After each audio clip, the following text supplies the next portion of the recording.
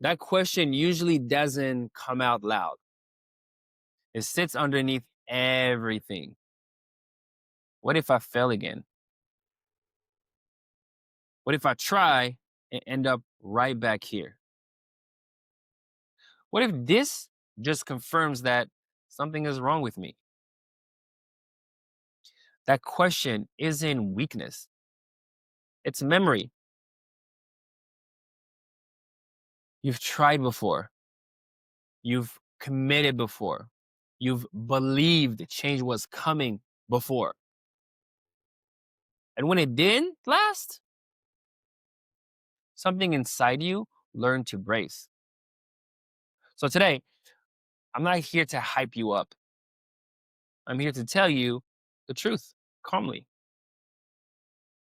Because this fear that you're feeling doesn't need motivation, it needs grounding. Most men I work with don't fear effort, they fear what failure means about them. They're not scared of trying, they're scared of proving the story in their head is right. I can't sustain change. I always end up here. I let people down. I let myself down. And after enough attempts, hope starts to feel very dangerous. So instead of optimism, you choose caution. Instead of belief, you choose distance. What they don't realize is this, they didn't fail because they were broken. They failed because they were using pressure based change, right? To fix a capacity based problem.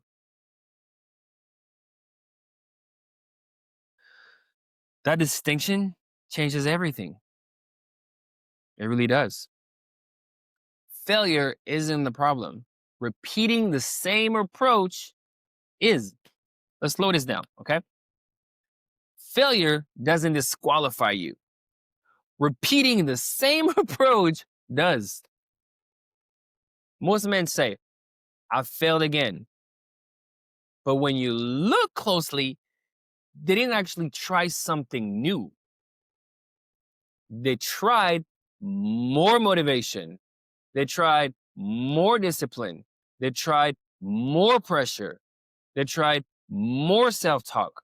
They tried more promises. But guess what? Same engine, same fuel, same crash. So when life hit, stress, conflict, exhaustion, their system did exactly what it was trained to do. That's not failure. That's predictable biology. That means we know what's going to happen. But here's the truth. You are trying to operate at a level your nervous system wasn't resourced to sustain. So this work doesn't ask, can you be stronger? It asks, can your system handle pressure without collapsing? That is a completely different question. When capacity increases, behavior follows, right? And when capacity doesn't increase, motivation burns out. That's why repeating the same strategy keeps failing, right? Not because you are incapable, but because the approach never matched the problem. Look, we need to redefine failure so it doesn't break you, right? Here's one of the biggest difference in this work, okay? Failure is not an identity. It's information. I think in most programs, when you slip, in my experience, you feel shame, you feel behind, you feel like you're starting over, you feel like you blew it again. And that emotional hit is often worse than the behavior itself. Here, we don't do that. If you react, we don't shame it. If you shut down, we don't label it weakness. If you fall back into old pattern, we don't erase progress. We ask, what overwhelmed your system? What signal did you miss or ignore? What capacity wasn't there yet? Then we adjust.